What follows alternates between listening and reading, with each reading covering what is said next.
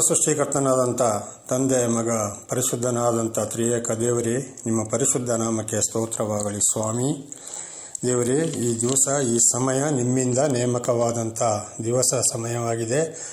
ಅದನ್ನು ನೀವು ಒದಗಿಸಿ ಕೊಟ್ಟದಕ್ಕಾಗಿಯೂ ನಿಮಗೆ ಸ್ತೋತ್ರ ಸ್ವಾಮಿ. ಈ ಸಮಯದಲ್ಲಿ ನೀವು ನನ್ನ ಜೀವಿತದಲ್ಲಿ ಮಾಡಿದ ಅದ್ಭುತ ಕಾರ್ಯಗಳಲ್ಲಿ 3ನೇ ಭಾಗವನ್ನು ನಾನು ಇವತ್ತು ನನ್ನ ಸಹೋದರ ಸಹೋದರಿಯರಿಗೆ ತಿಳಿಸುವಂತೆ ನೀವು ಅವಕಾಶ ಕೊಟ್ಟದಕ್ಕಾಗಿಯೂ ನಿಮಗೆ ಸ್ತೋತ್ರ. ನಿಮ್ಮ ಪವಿತ್ರಾತ್ಮರ ಮೂಲಕ ಸಹಾಯ ಮಾಡುವುದಕ್ಕಾಗಿಯೂ ನಿಮಗೆ ಸ್ತೋತ್ರ. ಈ ಪ್ರಾರ್ಥನೆಯನ್ನು ಯೇಸುವಿನ ನಾಮದಲ್ಲಿ ನಿಮಗೆ ಸಮರ್ಪಿಸಿದ್ದೇವೆ. ಪರಲೋಕದಲ್ಲಿರುವ ನಮ್ಮ ತಂದೆಯಾದ ದೇವರೇ, ಆಮೇನ್, ಆಮೇನ್, ಆಮೇನ್. ನನ್ನ ಸಹೋದರ ಸಹೋದರಿಯರೇ, ಈ ಧ್ವನಿಯನ್ನು ಕೇಳುತ್ತಿರುವ ನಿಮ್ಮೆಲ್ಲರಿಗೂ ಕೂಡ ನನ್ನ ನಮಸ್ಕಾರಗಳು. ಎಲ್ಲರೂ ಹೇಗಿದ್ದೀರಾ? ನೀವೆಲ್ಲರೂ ಚೆನ್ನಾಗಿರ್ಬೋದೆಂಬುದಾಗಿ ನಾನು ನಂಬಿದ್ದೇನೆ. ದೇವರು ನಿಮ್ಮೆಲ್ಲರನ್ನ ಆಶೀರ್ವದಿಸಲಿ. ಈ ಧ್ವನಿಯನ್ನು ಕೇಳುವ ಹಾಗೆಯೂ ಕೂಡ ನಿಮ್ಮೆಲ್ಲರನ್ನ ದೇವರು ಆಶೀರ್ವದಿಸಲಿ. ದೇವರ ನಾಮಕ್ಕೆ ಸ್ತೋತ್ರವಾಗಲಿ. ಪ್ರಿಯರೇ, ಈ ಹಿಂದೆ ನಾನು ತಿಳಿಸಿದ ಹಾಗೆ ನನ್ನ ಕಷ್ಟ, ಸಂಕಟ, ದುಃಖಗಳಲ್ಲಿ ಅನೇಕ ಇದರೊಂದು ಪರಿಹಾರಕ್ಕಾಗಿ ಬಹಳ ವಿಗ್ರಹಗಳ ಬಳಿಗೆ ಹೋಗಿ ಪೂಜೆ, ಪುಸ್ಕಾರ ಇದನ್ನೆಲ್ಲ ನಡೆಸಿದ್ದು ಆಯಿತು. ಅನೇಕ ದೇವಸ್ಥಾನಗಳಿಗೆ, ಮಂದಿರಗಳಿಗೂ ಕೂಡ ಹೋಗಿ ಈ ವಿಗ್ರಹಗಳಿಗೆ ಬೇಕಾದಂಥ ಸೇವೆಯನ್ನು ಸಲ್ಲಿಸಿ ಕೂಡ ಆಯಿತು. ಆದರೆ ಇದು ಯಾವುದರಿಂದಲೂ ನಮಗೆ ರಕ್ಷಣೆಯೂ ಸಿಗಲಿಲ್ಲ. ಹಾಗೆ ಯಾಕೆ ನಮಗೆ ಈ ಕಷ್ಟ, ಸಂಕಟ, ದುಃಖಗಳಿಗೆ, ವಿಗ್ರಹಗಳ ಬಳಿಗೆ ಹೋದಾಗ, ಈ ದೇವಸ್ಥಾನಗಳ ಬಳಿಗೆ ಹೋದಾಗ ನಮಗೆ ಯಾಕೆ ರಕ್ಷಣೆ ಸಿಕ್ಕಲಿಲ್ಲ ಎಂಬುದಾಗಿ ನೋಡುವಾಗ ಬೈಬಲಲ್ಲಿ ನಮಗೆ ಕಂಡು ಬಂದಂಥ ಸತ್ಯವೇ ಇದಾಗಿದೆ. ಯೆಶಾಯ 44ನೇ ಅಧ್ಯಾಯ 9ರಿಂದ 20ರವರೆಗೆ ನೋಡುವಾಗ, ವಿಗ್ರಹಗಳು ದೇವರುಗಳು ಅಲ್ಲ, ಅದು ಮನುಷ್ಯರ ಒಂದು ಕೈ ಕೆಲಸವಷ್ಟೇ. ಅದಕ್ಕೆ ಜೀವವಿಲ್ಲ, ಅವು ಉತ್ತರ ಕೊಡುವುದಿಲ್ಲ, ಇದರಿಂದ ನಮಗೆ ಯಾವ ಪ್ರಯೋಜನವಿಲ್ಲ ಎಂಬುದಾಗಿ ಈ ಯೆಶಾಯ 44ನೇ ಅಧ್ಯಾಯ 9ರಿಂದ 20ರವರೆಗೆ ನಾವಲ್ಲಿ ಓದಿಕೊಳ್ಳಬಹುದಾಗಿದೆ. ನನ್ನ ಸಹೋದರ ಸಹೋದರಿಯರೇ, ಈ ವಿಗ್ರಹಗಳು ಒಂದು ಶಿಲ್ಪಿಯ ಕೆಲಸ, ಒಂದು ಕೈಗಾರಿಕೆಯಾಗಿದೆ. ಈಗ ಒಂದು ಮನುಷ್ಯನಿಗೆ ಬೆಳ್ಳಿ ಇರ್ಬೋದು, ಬಂಗಾರ ಇರ್ಬೋದು, ಕಬ್ಬಿಣ ಇರ್ಬೋದು, ಕಲ್ಲು ಇರ್ಬೋದು, ಮಣ್ಣು ಇರ್ಬೋದು, ಮರ ಇರ್ಬೋದು, ಇದನ್ನು ಕೊಟ್ಟು ಅವನಿಗೆ ಬೇಕಾದಂಥ, ಅವನು ಹೇಳಿದಂಥ ಹಣವನ್ನು ಅವನಿಗೆ ಕೊಟ್ಟಾಗ, ಇದನ್ನು ಈ ರೂಪವಾಗಿ ನೀನು ಮಾಡು, ಇದನ್ನು ಕೆತ್ತಿ ಕೊಡಪ್ಪ ಅಂತೇಳಿ ನಾವು ಅವನಿಗೆ ಇದನ್ನು ಒಪ್ಪಿಸಿಕೊಟ್ಟದ್ದೇ ಆದರೆ, ಅವನು ನಾವು ಹೇಳಿದ ರೂಪದಲ್ಲಿ, ಅಂದರೆ ಮನುಷ್ಯನ ರೂಪದಲ್ಲಿ ಅಥವಾ ಇನ್ಯಾವುದೋ ಒಂದು ದೇವರ ರೂಪದಲ್ಲಿ ಅಥವಾ ದೇವತೆ ರೂಪದಲ್ಲಿ, ಪ್ರಾಣಿ ರೂಪದಲ್ಲಿ, ಪಕ್ಷಿಯ ರೂಪದಲ್ಲಿ ಅಥವಾ ಮೀನಿನ ರೂಪದಲ್ಲಿ, ನಾವು ಹೇಳಿದಂಥ ರೂಪದಲ್ಲಿ ಅವನದನ್ನು ಕೆತ್ತಿಸಿ ತಯಾರು ಮಾಡುವವನಾಗಿದ್ದಾನೆ. ಕಾರಣ ಅದು ಅವನ ಕೈಗಾರಿಕೆ, ಅವನ ಕೆಲಸವಾಗಿದೆ. ಅವನಿಗೆ ಬೇಕಾಗಿರೋದು ಹಣ. ಆದರೆ ಅದನ್ನು ಮಾಡಿಸಿಕೊಂಡು ಅದಕ್ಕೆ ಸ್ವಲ್ಪ ಬಣ್ಣ ಹಚ್ಚಿಕೊಂಡು ನಾವು ದೇವರೇ ಎಂಬುದಾಗಿ ಅದಕ್ಕೆ ಅಡ್ಡ ಬಿದ್ದರೆ ಅದಕ್ಕೆ ಉತ್ತರ ಕೊಡಲು ಸಾಧ್ಯವಿಲ್ಲ. ಕಾರಣ ಅದು ಶಿಲ್ಪಿಯ ಕೆಲಸವಾಗಿದೆ, ಅದರಲ್ಲಿ ಜೀವವಿಲ್ಲ. ಆದರೆ ಈ ಕಬ್ಬಿಣ, ಮಣ್ಣು, ಮರ, ಕಲ್ಲು, ಬೆಳ್ಳಿ, ಬಂಗಾರ ಇತ್ಯಾದಿ ಇದು ದೇವರು ಮನುಷ್ಯನಿಗೆ ಉಪಯೋಗಕ್ಕೆ ಕೊಟ್ಟ ವಸ್ತುಗಳಲ್ಲದೆ ದೇವರುಗಳೆಂದು ಮಾಡಿಕೊಂಡು ಅಡ್ಡ ಬೀಳಿರಿ ಎಂಬುದಾಗಿ ಹೇಳಲಿಲ್ಲ. ದೇವರ ನಾಮಕ್ಕೆ ಸ್ತೋತ್ರವಾಗಲಿ. ಈಗ ಉದಾಹರಣೆಗೆ ಕಲ್ಲು, ಅದು ಮನೆ ಕೆಲಸಗಳಿಗೂ ಪ್ರತಿಯೊಂದಕ್ಕೂ ಬೇಕಾಗಿದೆ. ಕಬ್ಬಿಣವು ಪ್ರತಿಯೊಂದಕ್ಕೂ ಬೇಕಾಗಿದೆ. ಮಣ್ಣು ದೇವರ ಮೊಟ್ಟ ಮೊದಲ ಸೃಷ್ಟಿಯಾಗಿದೆ. ಹಾಗೂ ಮರಗಳು ಕೂಡ ಮನುಷ್ಯನಿಗೆ ಬೇಕಾಗಿದ್ದವಾಗಿದೆ. ಪ್ರಾಣಿಗಳು ಮನುಷ್ಯನಿಗೆ ಬೇಕಾಗಿದ್ದವಾಗಿದೆ. ಪಕ್ಷಿಗಳು ಕೂಡ ಮನುಷ್ಯನಿಗೆ ಬೇಕಾದವುಗಳು ಆಗಿವೆ. ಆದುದರಿಂದ ಕಷ್ಟ, ಸಂಕಟ, ದುಃಖಗಳು ಬಂದಾಗ ಇದಕ್ಕೆ ನಾವು ಹೋಗಿ ಮೊರೆ ಹುಟ್ಟಾಗ ಇದಕ್ಕೆ ಪೂಜೆ ಪುಸ್ಕಾರ ಮಾಡಿಸಿದಾಗ, ಇದಕ್ಕೆ ಅಡ್ಡ ಬಿದ್ದಾಗ ಅವುಗಳಿಗೆ ಉತ್ತರಿಸುವ ಶಕ್ತಿ ಇಲ್ಲ ಎಂಬುದಾಗಿ ಈ ಯೆಶಾಯ 44ನೇ ಅಧ್ಯಾಯ 9ರಿಂದ 20ರವರೆಗೆ ಓದುವಾಗ ಅಲ್ಲಿ ನಮಗೆ ಸ್ಪಷ್ಟವಾಗಿ ತಿಳಿದು ಬರುತ್ತದೆ. ಹಾಗೆ ನನ್ನ ಕಷ್ಟ ಸಂಕಟ ದುಃಖದಲ್ಲಿ ಈಗಾಗಲೇ ತಿಳಿಸಿದ ಹಾಗೆ ವಿಗ್ರಹಗಳ ಬಳಿಗೆ ಹೋಗಿದ್ದಾಯಿತು. ಅದರಿಂದ ನನಗೆ ಯಾವುದೇ ರಕ್ಷಣೆಯೂ ಸಿಗಲಿಲ್ಲ. ಕಾರಣ ಇದು ನನ್ನ ತಪ್ಪಲ್ಲ, ನನ್ನ ಹಿರಿಯರಿಂದ, ಅಂದರೆ ನಮ್ಮ ಹಿರಿಯರಿಂದ ಬಹಳ ಕಾಲದಿಂದ ನಡೆದುಕೊಂಡು ಬಂದಂಥ ಒಂದು ಪದ್ಧತಿಯಾಗಿದೆ. ಕಾರಣ ಅವರಿಗೂ ಕೂಡ ತಿಳಿಯಲಿಲ್ಲ. ಅವರು ಕೂಡ ಇದೇ ಒಂದು ಜ್ಞಾನದಿಂದ ಹೋದುದರಿಂದ ಅದು ನಮಗೂ ಹಾಗೆ ಬೆಳೆದು ಬರಲು ಸಾಧ್ಯವಾಯಿತು. ಇದು ಇವತ್ತಿಗೂ ಇದೇ ರೀತಿ ನಡೀತಾ ಇದೆ. ಅನೇಕ ಕಷ್ಟ ಸಂಕಟ ದುಃಖಗಳು ಬಂದಾಗ ವಿಗ್ರಹಗಳ ಬಳಿಗೆ ಹೋಗುವಂಥದ್ದು, ಅಲ್ಲಿ ಪೂಜೆ ಪುಸ್ಕಾರ ಮಾಡುವಂಥದ್ದು, ಭಾಳಷ್ಟು ಹಣಗಳನ್ನು ವೆಚ್ಚ ಮಾಡುವಂಥದ್ದು, ಇದುವೇ ನನ್ನ ಜೀವಿತದಲ್ಲಿ ನಡೆದು ಹೋಯಿತು. ಆದ್ದರಿಂದ ಈ ಕಷ್ಟ ಸಂಕಟ ದುಃಖಗಳು ಬಂದಾಗ ವಿಗ್ರಹಗಳ ಬಳಿಗೆ ಹೋದುದರಿಂದ ಯಾವುದೇ ಪ್ರಯೋಜನವಾಗಲಿಲ್ಲ. ಇದು ನಮಗೆ ಉತ್ತರ ಸಿಗಲಿಲ್ಲ. ಕಾರಣ ಅದು ದೇವರುಗಳು ಅಲ್ಲ, ಮನುಷ್ಯರಿಗಾಗಿ ದೇವರು ಸೃಷ್ಟಿ ಮಾಡಿದಂಥ ವಸ್ತುಗಳಾಗಿವೆ. ಆಮೆನ್, ಹಲ್ಲೆಲೂಯಾ, ದೇವರ ನಾಮಕ್ಕೆ ಸ್ತೋತ್ರವಾಗಲಿ. ಈಗ ಕೀರ್ತನೆ 115ಕ್ಕೆ ಹೋಗೋಣ.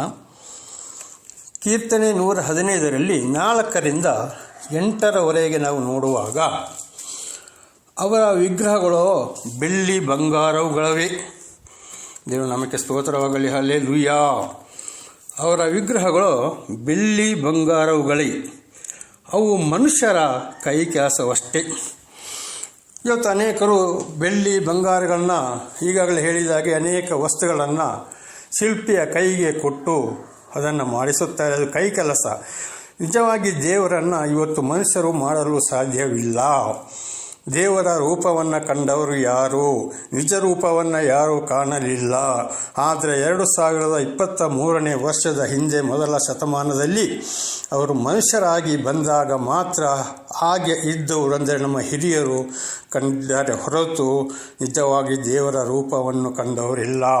ಆದುದರಿಂದ ಈ ಮನುಷ್ಯನು ಕೆತ್ತಿದಂಥದ್ದು ದೇವರುಗಳೇ ಅಲ್ಲ, ಅದು ಒಂದು ಅವರ ಕೈ ಕೆಲಸವಾಗಿದೆ, ಅದು ಒಂದು ಶಿಲ್ಪಿಯ ಕೆಲಸವಾಗಿದೆ. ಆದರೆ ಅವರು ಮನುಷ್ಯನ ಅವತಾರ ರೂಪವಾಗಿ ಬಂದಾಗ ನಮ್ಮ ಹಾಗೆ ಮನುಷ್ಯರಾಗಿದ್ದರು, ತಿರುಗಾಡಿದರು, ಮಾತನಾಡಿದರು, ಆಮೇಲೆ ಅನೇಕ ಅದ್ಭುತ ಕಾರ್ಯಗಳನ್ನು ಮಾಡಿದರು. ಶಿಲುಬೆ ಮರಣವು ಎಲ್ಲರಿಗೂ ತಿಳಿದಿದೆಯಷ್ಟೇ. ಆಮೇಲೆ ಸಮಾಧಿ ಮಾಡಿಸಿಕೊಂಡರು, ಪುನರುತ್ಥಾನಗೊಂಡರು, 40ನೇ ದಿವಸ ಪರಲೋಕಕ್ಕೆ ಏರಿ ಹೋದರು. ಅವರು ಜೀವಂತವಾಗಿದ್ದರು. ದೇವನಾಮಕ್ಕೆ ಸ್ತೋತ್ರವಾಗಲಿ. ಇವರೇ ದೇವರಾಗಿದ್ದಾರೆ ಹೊರತು ಈ ವಿಗ್ರಹಗಳು ದೇವರುಗಳು ಅಲ್ಲ. ದೇವರು ನಮಗೆ ಸ್ತೋತ್ರವಾಗಲಿ. 5ನೇ ವಚನಕ್ಕೆ ಹೋಗೋಣ. ಅವು ಬಾಯಿದ್ದರೂ ಮಾತಾಡುವುದಿಲ್ಲ, ಕಣ್ಣಿದ್ದರೂ ನೋಡುವುದಿಲ್ಲ. ಹೌದು, ಸಮ ವಿಗ್ರಹಗಳಿಗೆ ದೇವರುಗಳು ಅಂತ ಹೇಳಿಕೊಂಡು ಕೆತ್ತಿ ಬಾಯಿ ಕೊಡ್ತಾ ಇದ್ದಾರೆ. ಏನಾದರೂ ಮಾತಾಡ್ತಾ ಇದ್ದಾವ? ಇಲ್ಲ. ಕಣ್ಣಿದೆ, ನೋಡ್ತಾ ಇದ್ದಾವ? ಇಲ್ಲ. ಆದರೆ ಮನುಷ್ಯ ದೇವರ ಸೃಷ್ಟಿಯಾಗಿದ್ದಾನೆ. ದೇವರು ಸೃಷ್ಟಿ ಮಾಡಿದ್ದು ಮನುಷ್ಯನಾಗಿದ್ದಾನೆ. ಹಾಗೆ ಅವರು ಮನುಷ್ಯನ ಅವತಾರ ಕೂಡ ಎತ್ತಿ ಭೂಲೋಕಕ್ಕೆ ಬಂದರು. ದೇವರ ನಾಮಕ್ಕೆ ಸ್ತೋತ್ರವಾಗಲಿ. ಹಾಗೆ ಮನುಷ್ಯರು ಸೃಷ್ಟಿ ಮಾಡಿದಂಥ ಒಂದು ವಸ್ತುಗಳು ನಾವಾದುದರಿಂದ ಇವತ್ತು ಬಾಯಿದ್ದರೂ ನಾವು ಮಾತನಾಡ್ತೇವೆ, ಕಣ್ಣಿದ್ದರೂ ಕೂಡ ನಾವು ನೋಡ್ತೇವೆ. ಅದಕ್ಕೆ ಕಣ್ಣಿದೆ, ಚುಚ್ಚಿದ್ರೂ ಕೂಡ ಅದು ಕಣ್ಣು ಮುಚ್ಚೋದಿಲ್ಲ, ತೆಗೆಯೋದಿಲ್ಲ, ಅಯ್ಯೋ ಎಂಬ ಒಂದು ಶಬ್ದ ಬರೋದಿಲ್ಲ, ಬಾಯಿದ್ರೂ ಮಾತಾಡೋದಿಲ್ಲ. ಪ್ರಿಯರೇ, ಅದು ಶಿಲ್ಪಿಯ ಕೆಲಸ, ಅದು ಬೊಂಬೆ. ಇವತ್ತು ಅನೇಕರು ಮಾರ್ಕೆಟಲ್ಲಿ ಬೊಂಬೆಗಳಿಂದಲೂ ಕೂಡ ದೇವರನ್ನು ಮಾಡಿಕೊಳ್ತಾರೆ, ಕಬ್ಬಿಣದಿಂದ ಮಾಡಿಕೊಳ್ತಾರೆ, ಅದನ್ನು ಮಾರಾಟ ಮಾಡ್ತಾರೆ. ಇದನ್ನು ದೇವರಂತ ಹೇಳೋಕ್ಕೆ ಸಾಧ್ಯವೋ? ಏನಾದರೂ ಮಾತಾಡ್ತದೋ? ಗಾಳಿಗೆ ಹಾರಿ ಹೋಗ್ತದೆ. ಅನೇಕರು ತುಂಡು ಅದನ್ನು ಬಿಸಾಡ್ತಾರೆ, ತಿಪ್ಪೆ ಗುಂಡಿಗೆ ಹಾಕ್ತಾರೆ, ಬೆಂಕಿ ಕೊಟ್ಟು ಸುಟ್ಟು ಹಾಕ್ತಾರೆ. ದೇವರಾದರೆ ಇದು ಸಾಧ್ಯವೋ? ನನ್ನ ಸಹೋದರ ಸಹೋದರಿಯರೇ, ಅನೇಕ ಪಟ್ಟಣಗಳಲ್ಲಿ ಬೆಂಕಿ ಬಿದ್ದಾಗ, ಚಂಡಮಾರುತ ಬಂದಾಗ ಗಾಳಿಗಳು ಬಂದಾಗ ಇಡೀ ದೇವಸ್ಥಾನಗಳು ಕೊಚ್ಚಿ ಹೋಗುವಂಥದ್ದನ್ನು ನಾವು ನೋಡ್ತೇವೆ. ಸ್ವಾಮಿ ದೇವರ ನಾಮಕ್ಕೆ ಸ್ತೋತ್ರವಾಗಲಿ. ಅನೇಕ ವಿಗ್ರಹಗಳು ಕೂಡ ನಾಶವಾಗಿ ಹೋಗ್ತವೆ. ದೇವರ ನಾಮಕ್ಕೆ ಸ್ತೋತ್ರವಾಗಲಿ. ಅವತ್ತು ಕೊರೋನಾ ಸಮಯ ಬಂದಾಗ ಎಲ್ಲ ದೇವಸ್ಥಾನಗಳು ಬಾಗಿಲು ಹಾಕಿದವು. ಆಮೇಲೆ ಕೊರೋನಾ ನಿಂತು ಹೋದ ಮೇಲೆ ಎಲ್ಲ ದೇವರುಗಳಿಗೂ ಸ್ಪ್ರೇ ಮಾಡಿದರು. ನಿಜವಾದ ದೇವರಾದರೆ ಯಾಕೆ ಬಾಗಿಲು ಹಾಕಬೇಕು? ಯಾಕೆ ಇದಕ್ಕೆ ನಾವು ಸ್ಪ್ರೇ ಮಾಡಬೇಕು? ಅವರು ಸ್ಪ್ರೇ ಮಾಡಬೇಕು. ನಿಜವಾದ ದೇವರುಗಳು ಖಂಡಿತ ಅಲ್ಲ. ಮನುಷ್ಯನ ಕೈ ಕೆಲಸ, ಅದರಲ್ಲಿ ಜೀವವಿಲ್ಲ. ದೇವರ ನಾಮಕ್ಕೆ ಸ್ತೋತ್ರವಾಗಲಿ. ಹಾಗೆ 6ನೇ ವಚನ ನೋಡುವಾಗ ಕೀರ್ತನೆ 115:6, ಕಿವಿ ಇದ್ದರೂ ಕೇಳುವುದಿಲ್ಲ, ಮೂಗಿದ್ದರೂ ಮೂಸುವುದಿಲ್ಲ. ಇವತ್ತು ಮನುಷ್ಯನಾದ ನಾವು, ದೇವರ ಸೃಷ್ಟಿಗಳಾದ ನಾವು ಖಂಡಿತವಾಗಿಯೂ ನಾವು ಕಿವಿ ಇದ್ದುದರಿಂದ ಇವತ್ತು ನಾವು ಎಲ್ಲವನ್ನು ಕೇಳಿಕೊಳ್ತಾ ಇದ್ದೇವೆ. ಕಿವಿ ಕೇಳದೆ ಹೋದರೆ ಅವರಿಗೆ ಕುರುಡರು ಎಂಬುದಾಗಿ ಹೇಳುತ್ತೇವೆ. ಹಾಗೆ ಅದಕ್ಕೆ ಕಿವಿ ಇದೆ, ಏನೇ ಮಾತನಾಡಿದರೂ ಕೇಳುವುದಿಲ್ಲ, ಅದು ಕುರುಡಾಗಿದೆ. ಒಂದು ಕಡ್ಡಿ ತಗೊಂಡು ಕಿವಿಯೊಳಗೆ ಚುಚ್ಚಿದರೂ ಕೂಡ ಅದು ಮಾತನಾಡುವುದಿಲ್ಲ. ನನ್ನ ಸಹೋದರ ಸಹೋದರಿ ಪ್ರಿಯರೇ, ನಮ್ಮೆಲ್ಲರಿಗೂ ತಿಳಿದ ಹಾಗೆ ಅದು ವಿಗ್ರಹ ಶಿಲ್ಪಿಯ ಕೆಲಸವಾಗಿದೆ. ಅದು ದೇವರಲ್ಲ. ಮೂಗಿದ್ದರೂ ಮೂಸುವುದಿಲ್ಲ, ಅದು ಉಸಿರೇ ಆಡುವುದಿಲ್ಲ. ಅದಕ್ಕೊಂದು ಕಡ್ಡಿ ತಗೊಂಡು ನಾವು ಮೂಗಿಗೆ ಚುಚ್ಚೋಣ, ಅದು ಏನೂ ಮಾತನಾಡುವುದಿಲ್ಲ, ಮೂಗಿನಲ್ಲಿ ಒಂದು ಸೀನು ಕೂಡ ಬರುವುದಿಲ್ಲ. ಆದರೆ ದೇವರು ಆದಿ ಮಾನವನನ್ನು ಸೃಷ್ಟಿ ಮಾಡಿ ದೇವರ ಜೀವ ಶ್ವಾಸವನ್ನು ಮೂಗಿನ ಮೂಲಕ ಊದಿದ್ದರಿಂದ ಆ ಮನುಷ್ಯನು ಬದುಕುವ ಪ್ರಾಣಿಯಾದನು ಎಂಬುದಾಗಿ ಆದಿಕಾಂಡ 2ನೇ ಅಧ್ಯಾಯ 7ನೇ ವಾಕ್ಯದಲ್ಲಿ ನಾವು ಓದುತ್ತೇವೆ. ದೇವರ ನಮಗೆ ಸ್ತೋತ್ರವಾಗಲಿ. ಇವತ್ತು ಅದೇ ಸಂತಾನದವರು ನಾವು ಕೂಡ ಇವತ್ತು ಸೃಷ್ಟಿಗಳಾದ್ದರಿಂದ ನಮಗೆ ಕಿವಿ ಇದ್ದರೂ ಕೇಳ್ತದೆ, ಮೂಗಿದ್ರೂ ಕೂಡ ಉಸಿರಾಡ್ತೇವೆ, ಎಲ್ಲ ವಾಸನೆಯನ್ನು ತೆಗೆದುಕೊಳ್ತೇವೆ, ಎಲ್ಲ ಪರಿಮಳವನ್ನು ಕೂಡ ನಾವು ತಗೊಳ್ತೇವೆ. ಉಸಿರಾಡಲು ಸಾಧ್ಯವಾಗಿದೆ, ಬದುಕಲು ಸಾಧ್ಯವಾಗಿದೆ. ಆದುದರಿಂದ ಅದು ವಿಗ್ರಹ, ಅದರಲ್ಲಿ ಶಕ್ತಿ ಇಲ್ಲ, ಅದು ದೇವರಲ್ಲ. 7ನೇ ವಾಕ್ಯಕ್ಕೆ ಹೋಗೋಣ. ಕೈಯುಂಟು ಮುಟ್ಟುವುದಿಲ್ಲ, ಕಾಲುಂಟು ನಡೆಯುವುದಿಲ್ಲ. ಹೌದು, ಅದಕ್ಕೆ ಕೈ ಇದೆ, ಕೊಡೋದು ಇಲ್ಲ, ತಗೊಳ್ಳೋದಿಲ್ಲ, ಏನೂ ಇಲ್ಲ. ಕೈಗೆ ಒಂದು ನಾವು ಕೋಲ್ ತಗೊಂಡು ಹೊಡೆದ್ರು ಕೂಡ ಅದು ಏನೂ ಮಾತಾಡೋದಿಲ್ಲ, ಬದಲಾಗಿ ತುಂಡಾಗಿ ಪೀಸ್ ಆಗ್ತದೆ. ಇದನ್ನು ಹೇಗೆ ದೇವರುಗಳೆಂಬುದಾಗಿ ಹೇಳೋಕ್ಕೆ ಸಾಧ್ಯ? ಹಾಗೆ ಕಾಲುಂಟು, ನಡೆಯುವುದಿಲ್ಲ. ಕಾಲಿದೆ, ನಡೆಯೋದಿಲ್ಲ. ಒಂದು ಕಡೆ ಆ ಕಡೆ ಈ ಕಡೆ ಹೋಗಬೇಕು ಅಂತಾದರೆ ಅದನ್ನು ಹೊತ್ತುಕೊಂಡು ಹೋಗಬೇಕಾಗಿದೆ. ನನ್ನ ಪ್ರಿಯರೇ, ಇದು ಖಂಡಿತವಾಗಿ ದೇವರು ಅಲ್ಲವೇ ಅಲ್ಲ. ದೇವರು ನಮಗೆ ಸ್ತೋತ್ರವಾಗಲಿ. ಆದರೆ ದೇವರು ಮನುಷ್ಯನ ಅವತಾರವೆತ್ತಿ ಬಂದಾಗ ಕೂಡ ಅವರು ಕಾಲಿನ ಮೂಲಕ ಚೆನ್ನಾಗಿ ನಡೆದರು, ಕೈಯ ಮೂಲಕ ಕೆಲಸವನ್ನು ಕೂಡ ಮಾಡಿದರು, ಮಾತನಾಡಿದರು. ಅದೇ ಸೃಷ್ಟಿಗಳು ನಾವಾದುದರಿಂದ ಇವತ್ತು ನಮ್ಮ ಕೈ, ಕಾಲು, ಮುಖ, ಪ್ರತಿ ಒಂದು ನಮ್ಮ ದೇಹವು ಚಲನವಲನದಲ್ಲಿ ಇರುತ್ತದೆ. ದೇವರು ನಮಗೆ ಸ್ತೋತ್ರವಾಗಲಿ. ಆಗ ಇದನ್ನು ಹೇಗೆ ದೇವರುಗಳೆಂಬುದಾಗಿ ಹೇಳಕ್ಕೆ ನಾವು ಸಾಧ್ಯ? ದೇವರು ನಮಗೆ ಸ್ತೋತ್ರವಾಗಲಿ. ಅವುಗಳ ಗಂಟಲಲ್ಲಿ ಶಬ್ದವೇ ಇಲ್ಲ. ಹೌದು, ಇವತ್ತು ದೇವರ ಸೃಷ್ಟಿಗಳಾದ ಮನುಷ್ಯರಾದ ನಮ್ಮಲ್ಲಿ ಗಂಟಲುಗಳಲ್ಲಿ ಶಬ್ದವಿದೆ. ದೇವರ ಸೃಷ್ಟಿಗಳು ನಾವು, ಅದಕ್ಕೆ ಗಂಟಲು ಇದೆ, ಅದರಲ್ಲಿ ಶಬ್ದವೇ ಇಲ್ಲ, ಅದರಲ್ಲಿ ಜೀವವೇ ಇಲ್ಲ. ದೇವರು ನಮಗೆ ಸ್ತೋತ್ರವಾಗಲಿ. ಹಲ್ಲೆಲೂಯಾ. 8ನೇ ವಾಕ್ಯಗಳನ್ನು ನಾವು ನೋಡುವಾಗ, ಅವುಗಳನ್ನು ಮಾಡುವವನು, ಅವುಗಳಲ್ಲಿ ಭರವಸೆ ಇಡುವವರು ಅವುಗಳಂತೆಯೇ. ಯಾರು ವಿಗ್ರಹಗಳನ್ನು ಮಾಡ್ತಾರೋ ಅವರು ಕೂಡ ಜ್ಞಾನವಿಲ್ಲದವರು ಎಂಬುದಾಗಿ, ಅವರು ಕೂಡ ವಿಗ್ರಹಗಳಿಗೆ ಸಮಾನರಾದವರು ಎಂಬುದಾಗಿ ಓದುತ್ತೇವೆ. ಆದರೆ ಹೌದು, ಅವರ ಒಂದು ಕೈ ಕೆಲಸವಾಗಿದೆ. ಅವರಿಗೆ ಬೇಕಾಗಿದ್ದು ಹಣ, ಅದರಿಂದ ಅವರ ಜೀವಿತ, ಹಣ ಸಂಪಾದನೆ. ಅವರಿಗೆ ಗೊತ್ತಿದ್ದರೂ ಕೂಡ ಈ ವಿಷಯಗಳನ್ನು ಅವರು ಹೇಳಲು ಬರುವುದಿಲ್ಲ, ತಿಳಿಸಿ ಕೊಡುವುದಿಲ್ಲ. ಅವುಗಳ ಮೇಲೆ ಭರವಸೆ ಇಡುವವರು ಅವುಗಳಂತೆಯೇ. ಹಾಗೆ ಒಂದು ಸಮಯದಲ್ಲಿ ದೇವರನ್ನು ಅರಿಯದ ಕಾಲದಲ್ಲಿ, ದೇವರು ನನಗೆ ದರ್ಶನ ಕೊಡದಂಥ ಸಮಯದಲ್ಲಿ, ದೇವರನ್ನು ತಿಳಿದುಕೊಳ್ಳದಂಥ ಸಮಯದಲ್ಲಿ ನಾನು ಕೂಡ ಏನಾಗಿದ್ದೆ, ಏನೂ ಗೊತ್ತಿಲ್ಲದೆ. ಈಗ ಈ ಕೀರ್ತನೆ 115 4ರಿಂದ 8ರವರೆಗೆ ಓದಿದ ಪ್ರಕಾರ ನನ್ನ ಜೀವಿತವೂ ಕೂಡ ಒಂದು ಜ್ಞಾನ ಇಲ್ಲದವನಾಗಿದ್ದೆ. ಇದೇ ರೀತಿ ಕೂಡ ನಾನಾಗಿದ್ದೆ. ಆದರೆ ಸರ್ವಶಕ್ತನಾದ ಸೃಷ್ಟಿಕರ್ತನಾದ ದೇವರು ದರ್ಶನವನ್ನು ಕೊಟ್ಟು ಇತರ ದೇವರ ಸೇವಕರುಗಳ ಮುಖಾಂತರ ನನಗೆ ತಿಳಿಯಪಡಿಸಿದಾಗ ದೇವರನ್ನು ಅರಿತುಕೊಂಡಾಗ, ವಿಶೇಷವಾದ ಜ್ಞಾನವನ್ನು ಕೊಟ್ಟಾಗ ನಿಜವಾದ ದೇವರು ಯಾರು ಎಂಬುದಾಗಿ ಅರ್ಥವಾಯಿತು. ಆದುದರಿಂದ ಆ ಸರ್ವ ಸೃಷ್ಟಿಕರ್ತನಾದ ಅಂದು ಇಂದು ಎಂದೆಂದೂ ಯೇಸು ಜೀವಿಸುತ್ತಿದ್ದಾರೆ. ಆ ಜೀವಿಸುತ್ತಿರುವಂಥ ದೇವರೇ ನನ್ನನ್ನು ಇವತ್ತು ವಿಶೇಷವಾದ ಜ್ಞಾನವನ್ನು ಕೊಟ್ಟು, ವಿಗ್ರಹಗಳು ದೇವರಲ್ಲ, ಅದು ಇಂಥ ಒಂದು ವಸ್ತು ಆಗಿದೆ, ಅದರಲ್ಲಿ ಶಕ್ತಿ ಇಲ್ಲ ಎಂಬುದಾಗಿ ಬೈಬಲ್ ಮೂಲಕ ತಿಳಿಯಪಡಿಸಿದ್ದಕ್ಕಾಗಿ ದೇವರಿಗೆ ಸ್ತೋತ್ರ ಸ್ವಾಮಿ, ಹಲ್ಲೆಲೂಯ. ಆದುದರಿಂದ ನನ್ನ ಕಷ್ಟ, ಸಂಕಟ, ದುಃಖದ ಸಮಯದಲ್ಲಿ ಈ ವಿಗ್ರಹಗಳಿಗೆ ಹೋಗುವಾಗ, ಅದಕ್ಕೆ ಶರಣಾದಾಗ, ಅದಕ್ಕೆ ಅನೇಕ ಪೂಜೆ ಪುರಸ್ಕಾರ ಮಾಡಿದಾಗ, ಅದಕ್ಕೆ ಬೇಕಷ್ಟು ಹಣ ವೆಚ್ಚ ಮಾಡಿದಾಗ ಇದರಿಂದ ಯಾವುದೇ ಪ್ರಯೋಜನವಾಗಲಿಲ್ಲ. ಆದರೆ ಇದನ್ನು ಮಾಡೋರು ಗೊತ್ತಿದ್ದರೂ ಕೂಡ ಅವರ ಒಂದು ಸಂಪಾದನೆಗಾಗಿ, ಅವರ ಜೀವನಕ್ಕಾಗಿ ಇವತ್ತು ಕೂಡ ಮನುಷ್ಯರಿಗೆ ನಿಜವಾದ ಒಂದು ವಿಷಯವನ್ನು ತಿಳಿಸುವವರು ಬಹಳ ಕಡಿಮೆ ಇದ್ದಾರೆ. ದೇವರು ನಮಗೆ ಸ್ತೋತ್ರವಾಗಲಿ. ಆದರೆ ಜೀವಂತ ದೇವರು ಯಾರಿಗೆ ತಿಳಿಸಬೇಕೋ ಅವರಿಗೆ ತಿಳಿಸ್ತಾರೆ, ಯಾರಿಗೆ ಜ್ಞಾನ ಕೊಡಬೇಕೋ ಅವರಿಗೆ ಜ್ಞಾನ ಕೊಡ್ತಾರೆ. ಆದ್ದರಿಂದ ನನ್ನ ಸಹೋದರ ಸಹೋದರಿಯರೇ, ಯಾವುದೇ ಕಷ್ಟ, ಸಂಕಟ, ದುಃಖಗಳು ಬಂದಾಗ ನಾವು ಮೊದಲು ಮಾಡಬೇಕಾದ ಕೆಲಸವೇನೆಂದರೆ ದೇವರಲ್ಲಿ ಪ್ರಾರ್ಥನೆ. ನಮ್ಮ ಕಷ್ಟ, ಸಂಕಟ, ದುಃಖಗಳನ್ನು ನಾವು ದೇವರಿಗೆ ಸಮರ್ಪಿಸುವಂಥದ್ದು. ಎರಡನೇದಾಗಿ ನಾವು ಹೋಗಬೇಕು ಆಸ್ಪತ್ರೆಗೆ, ವೈದ್ಯರ ಬಳಿಗೆ. ಅವರ ಸಲಹೆಯಂತೆ ಕೂಡ ನಾವು ಔಷಧಿಯನ್ನು ತೆಗೆದುಕೊಂಡು ದೇವರಲ್ಲಿ ಪ್ರಾರ್ಥಿಸ್ತಾ ಹೋದಾಗ ಖಂಡಿತವಾಗಿಯೂ ದೇವರು ನಮ್ಮಲ್ಲಿ ಕಾರ್ಯ ಮಾಡೋರಾಗಿದ್ದಾರೆ. ಅದಕ್ಕೆ ಬದಲು ಇಂಥ ವಿಗ್ರಹಗಳ ಬಳಿಗೆ ಹೋಗಿ ದಯವಿಟ್ಟು ಯಾರು ಹಣವನ್ನು ಖರ್ಚು ಮಾಡಬೇಡಿ, ಆ ವಿಗ್ರಹಾರಾಧಕ ಹಣವನ್ನು ಕೊಡಬೇಡಿ, ಅವರ ಮಾತನ್ನು ಕೇಳಬೇಡಿ. ಇದವರೊಂದು ಸಂಸಾರಕ್ಕಾಗಿ, ಒಂದು ಜೀವನಕ್ಕಾಗಿ ಮಾಡಿದಂಥದ್ದು. ಹೀಗೆ ನನ್ನ ಜೀವಿತದಲ್ಲಿ ಕೂಡ ಈ ವಿಗ್ರಹ ಪೂಜೆ ಮಾಡೋರು ಅನೇಕ ಸುಳ್ಳುಗಳನ್ನು ಹೇಳಿ ಬಹಳ ಹಣವನ್ನು ವೆಚ್ಚ ಮಾಡಿಸಿದರು, ಏನೂ ಪ್ರಯೋಜನವಾಗಲಿಲ್ಲ. ದೇವರ ನಾಮಕ್ಕೆ ಸ್ತೋತ್ರವಾಗಲಿ. Praise the lord, hallelujah.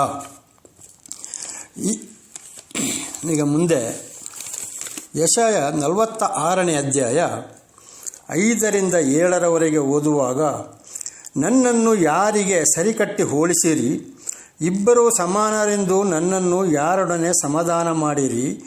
ಚೀಲದಿಂದ ಚಿನ್ನವನ್ನು ಸುರಿದು ತ್ರಾಸಿನಲ್ಲಿ ಬೆಳ್ಳಿಯನ್ನು ತೂಗಿ ಅಕ್ಕ ಸಾಲಿಗನಿಗೆ ಕೊಟ್ಟು ಕೂಲಿ ಗೊತ್ತು ಮಾಡಿ ದೇವರನ್ನು ಮಾಡಿಸಿ ಅದಕ್ಕೆ ಎರಗಿ ಪೂಜೆ ಮಾಡುವರು. ಅದನ್ನು ಹೆಗಲ ಮೇಲೆ ಹೊತ್ತುಕೊಂಡು ಮೆರವಣಿಗೆ ಮಾಡಿ ಪೀಠದ ಮೇಲೆ ಇಳಿಸಿ ನಿಲ್ಲಿಸುವರು. ಅದು ಅಲ್ಲಿಂದ ಜರಗದು. ಒಬ್ಬನು ಕೂಗಿಕೊಂಡರೂ ಉತ್ತರ ಕೊಟ್ಟು ಕಷ್ಟದಿಂದ ಅವರನ್ನು ಬಿಡಿಸಲಾರದು. ಪ್ರಿಯರೇ, ಹಲ್ಲೆಲೂಯಾ. ಈಗ ಹೇಳಿದ ಹಾಗೆ ಯೆಶಾಯ 46ನೇ ಅಧ್ಯಾಯ 5ರಿಂದ 7ರವರೆಗೆ ನೋಡುವಾಗ, ಹಿಂದೆ ನಾನು ಹೇಳಿದ ಹಾಗೆಯೇ ದೇವರೇ ಅದೊಂದು ಶಿಲ್ಪಿಯ ಕೆಲಸ. ಅವರು ನಮಗೆ ಇಷ್ಟು ಕಲ್ಲು ಕೊಡಿ, ಇಷ್ಟು ಕಬ್ಬಿಣ ಕೊಡಿ, ಇಷ್ಟು ಬೆಳ್ಳಿ ಕೊಡಿ, ಇಷ್ಟು ಮರ ಕೊಡಿ ಅಂತೇಳಿ ಪ್ರತಿಯೊಂದು ಇಂತಿಂಥ ವಸ್ತುಗೆ ಇಷ್ಟಿಷ್ಟು ಬೇಕು ಎಂಬುದಾಗಿ ಕೇಳಿ ಅದಕ್ಕೆ ಬೇಕಾದ ಹಣವನ್ನು ಪಡೆದು ಅವರು ಅದರಿಂದ ದೇವರುಗಳನ್ನು ಮಾಡಿ ತಗೊಳ್ಳಿ ನಿಮ್ಮ ದೇವರುಗಳೆಂಬುದಾಗಿ ಕೊಡುತ್ತಾರೆ. ನನ್ನ ಪ್ರಿಯರೇ, ನನ್ನ ಪ್ರಿಯ ಸಹೋದರ ಸಹೋದರಿಯರೇ, ದೇವರ ನಾಮಕ್ಕೆ ಸ್ತೋತ್ರವಾಗಲಿ. ಅದನ್ನು ತೆಗೆದುಕೊಂಡು ಬಂದು ಅದಕ್ಕೆ ಸ್ವಲ್ಪ ಬಣ್ಣ ಹಚ್ಚಿ ನಾವು ದೇವರುಗಳೆಂದು ಪೂಜೆ ಮಾಡಿದರೆ ಈಗಾಗಲೇ ನಾವು ತಿಳಿದುಕೊಂಡ ಹಾಗೆ ಇದು ನಮ್ಮ ಕಷ್ಟ, ಸಂಕಟ, ದುಃಖಗಳಿಗೆ ಉತ್ತರಿಸುವುದೇ? ಇದರಿಂದ ನಮಗೆ ರಕ್ಷಣೆಯಾಗುವುದೇ? ಖಂಡಿತವಿಲ್ಲ. ಅದೇ ವಿಷಯವನ್ನು ಈಗಾಗಲೇ ನಾವು ತಿಳಿದುಕೊಂಡಿದ್ದೇವೆ. ಅದು ಕಾಲಿದ್ದರೂ ಕೂಡ ಒಂದು ಕಡೆಯಿಂದ ಒಂದು ಕಡೆಗೆ ನಡೆಯುವುದಿಲ್ಲ. ಹೆಗಲ ಮೇಲೆ ಹೊತ್ತುಕೊಂಡು ಹೋಗಬೇಕು ಅಥವಾ ವಾಹನಗಳ ಮೇಲೆ ಅದನ್ನು ಪ್ರಯಾಣ ಮಾಡಿಸಬೇಕು. ಈಗಾಗಲೇ ನಾವು ಅನೇಕ ವಿಷಯಗಳನ್ನು ನಾವು ನೋಡ್ತಾ ಇದ್ದೇವೆ, ಕೇಳ್ತಾ ಇದ್ದೇವೆ. ಅನೇಕ ದೇವರುಗಳನ್ನ ಮಾಡ್ಕೊಳ್ತಾ ಇದ್ದಾರೆ. ಎಲ್ಲಿಂದೋ ಎಲ್ಲಿಗೆ ಲಾರಿಗಳಲ್ಲಿ ಸಾಗಿಸ್ತಾ ಇದ್ದಾರೆ. ಅಲ್ಲಿ ಎಷ್ಟೋ ಕೋಟೆಯ ಶಿಲ್ಪಗಳಿಗೆ ಕೊಡ್ತಾ ಇದ್ದಾರೆ. ಅದನ್ನು ಅಲ್ಲಿ ದೇವರುಗಳೆಂದು ಸ್ಥಾಪನೆ ಮಾಡ್ತಾರೆ, ಅಲ್ಲಿ ಪೂಜೆ ಮಾಡ್ತಾರೆ. ಆದರೆ ಅದೇ ಊರಿಗೆ ದೇವರಿಂದ ಶಿಕ್ಷೆ ಬಂದಾಗ ಎಲ್ಲವೂ ಮಟ್ಟ ಮಾಯ. ಹಲ್ಲೆಲೂಯಾ. ದೇವರ ನಮಗೆ ಸ್ತೋತ್ರವಾಗಲಿ. ಈ ಹಿಂದೆ ಅನೇಕ ಭೂಕಂಪಗಳು, ಚಂಡಮಾರುತಗಳು ಬಂದಾಗ ಈ ದೇವಸ್ಥಾನಗಳೆಲ್ಲ ಮುಳುಗಿ ಹೋಗಲು ಕಾರಣವೇನು? ನಾಶವಾಗಲು ಕಾರಣವೇನು? ನೀರೊಳಗೆ ಇರಲು ಕಾರಣವೇನು? ಅದಕ್ಕೆ ಹಾಮಸ ಹಿಡಿಯಲು ಕಾರಣವೇನು? ನಿಜವಾದ ದೇವರದಲ್ಲ ಪ್ರಿಯರೇ. ನಿಜವಾದ ದೇವರೆಂದರೆ ಸರ್ವವನ್ನು ಸೃಷ್ಟಿ ಮಾಡಿದಂಥ ದೇವರು. ಆದಿಕಾಂಡ 1ನೇ ಅಧ್ಯಾಯದಲ್ಲಿ ಬೈಬಲ್ನಲ್ಲಿ ನಾವು ನೋಡುವಾಗ 6 ದಿವಸದಲ್ಲಿ ದೇವರು ಸರ್ವವನ್ನು ಸೃಷ್ಟಿ ಮಾಡಿದರು. ಅವರೇ ನಿಜವಾಗಿ ಜೀವಂತ ದೇವರಾಗಿದ್ದಾರೆ.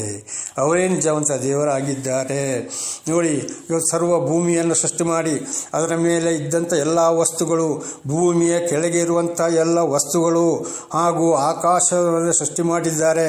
ಸ್ವಲ್ಪ ಕೆಳಗೆ ಸೂರ್ಯ ಚಂದ್ರನನ್ನು ಇಟ್ಟಿದ್ದಾರೆ. ಒಂದು ಕಡೆಗೆ ಮಂಜಿಯ ಗಡ್ಡೆಯನ್ನು ಮೋಡದ ರೂಪದಲ್ಲಿ ತಂದು ಮಳೆಯನ್ನಾಗಿ ಸುರಿಸ್ತಾ ಇದ್ದಾರೆ. ರಾತ್ರಿ ಹಗಲು ಮಾಡುತ್ತಾ ಇದ್ದಾರೆ. ಗಾಳಿಯನ್ನು ಕೊಡ್ತಾ ಇದ್ದಾರೆ. ಭೂಮಿಯ ಕೆಳಗೆ ನೀರನ್ನು ಇಟ್ಟಿದ್ದಾರೆ. ಮಳೆಯ ರೂಪದಲ್ಲಿ ಮಳೆಯಾಗಿ ಬಂದು ಭೂಮಿಗೆ ಇವತ್ತು ಮನುಷ್ಯರಿಗೆ ಬೇಕಾದಂಥ ನೀರನ್ನು ಸುರಿಸ್ತಾ ಇದ್ದಾರೆ. ಇವರೇ ಆಗಿದ್ದಾರೆ ನಿಜವಾದ ದೇವರು. ಪ್ರಿಯರೇ, ಈ ವಿಗ್ರಹಗಳಲ್ಲ. ಆದರೆ ಈ ಸೃಷ್ಟಿಯನ್ನು ಮಾಡಿದವರು ಯಾರಾಗಿದ್ದಾರೆ? ದೇವರಾಗಿದ್ದಾರೆ. ಅವರು ಒಂದು ಶಕ್ತಿಯಾಗಿದ್ದಾರೆ. ಅವರೊಂದು ಆತ್ಮ ಸ್ವರೂಪವಾಗಿದ್ದಾರೆ. ಅವರೊಂದು ವಾಣಿಯಾಗಿದ್ದಾರೆ. ಅವರೇ ಮನುಷ್ಯನ ಅವತಾರವೆತ್ತಿ ಬಂದು ಈ ಭೂಲೋಕದಲ್ಲಿ 33 ವರ್ಷ ಜೀವಿಸಿ ನಾನೇ ದೇವರೆಂಬುದಾಗಿ ಅವರು ತೋರಿಸಿಕೊಟ್ಟು ಎಲ್ಲರಿಗೂ ಗೊತ್ತಿದೆ. ಶಿಲುಬೆಯ ಮೇಲೆ ಮರಣ ಹೊಂದಿ ಸಮಾಧಿ ಮಾಡಿಸಿಕೊಂಡು 3ನೇ ದಿವಸ ಪುನರುತ್ಥಾನಗೊಂಡು 40ನೇ ದಿವಸ ಪರಲೋಕಕ್ಕೆ ಏರಿ ಹೋದವರೇ ಅವರೇ ದೇವರಾಗಿದ್ದಾರೆ. ದೇವರ ನಾಮಕ್ಕೆ ಸ್ತೋತ್ರವಾಗಲಿ. ಆದರೆ ಆದಿಕಾಂಡ 3ನೇ ಅಧ್ಯಾಯ 19ನೇ ವಾಕ್ಯದಲ್ಲಿ ನಾವು ನೋಡುವಾಗ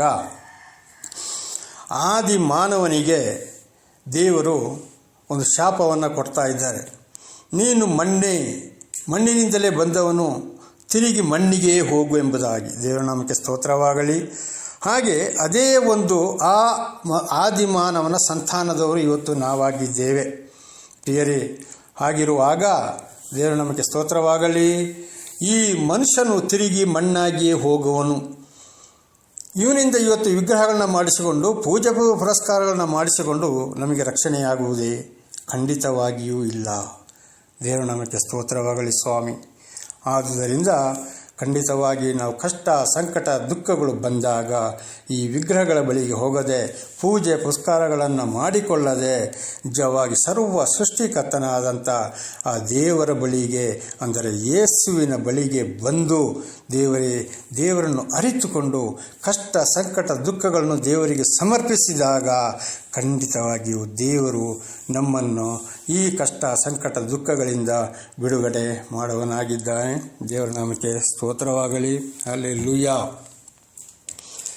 ಯೋಹಾನ 3ನೇ ಅಧ್ಯಾಯ 16 ಮತ್ತು 17ನೇ ವಾಕ್ಯವನ್ನು ನಾವು ನೋಡುವಾಗ, ದೇವರು ಲೋಕದ ಮೇಲೆ ಎಷ್ಟೋ ಪ್ರೀತಿಯನ್ನಿಟ್ಟು ತನ್ನ ಒಬ್ಬನೇ ಮಗನನ್ನು ಕೊಟ್ಟನು.